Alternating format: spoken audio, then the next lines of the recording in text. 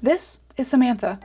Samantha has a job interview tomorrow, but has no idea what to wear and really wants to make a great first impression. But no worries, when we're done here, you and Samantha will have all of the information you need to dress for success. Let's start with the basics. Why is it important to dress for success? What you wear is going to be your employer's first impression of you. Whether it's for an interview or for your first day on the job, you can look at it as your own personal branding. To give off a good first impression, it's important to understand dress codes. You can dress appropriately by dressing professionally instead of personally, especially for a job interview. Depending on the job, that might look like dressing business or business casual. And keep in mind, it is always important to maintain personal hygiene. Behavior also has an impact on someone's first impression of you.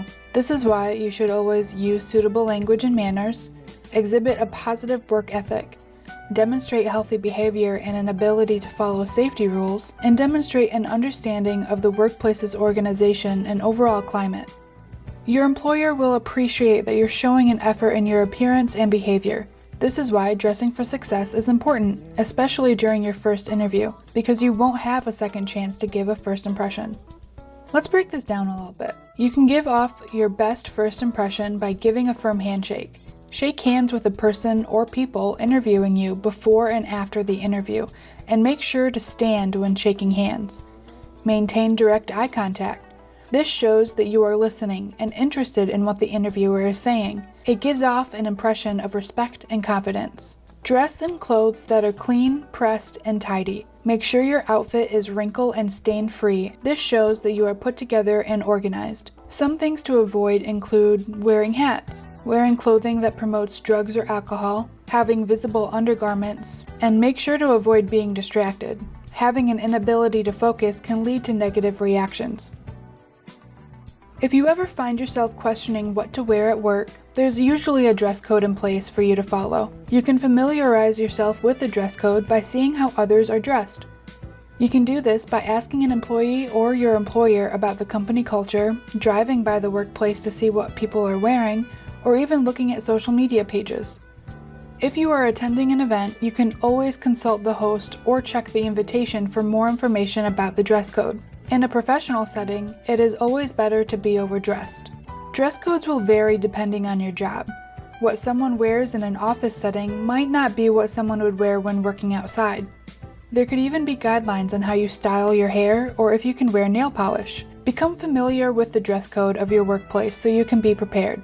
When going into a job interview, dressing business or business casual is usually a safe way to go no matter what job you are applying for, unless you are told otherwise. This could mean wearing a blouse, button-down shirt, dress, skirt, or slacks.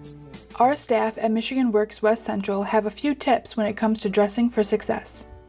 If you're applying for DNR outdoor activities, you can come in jeans, but don't go to a major department store in jeans and a halter top.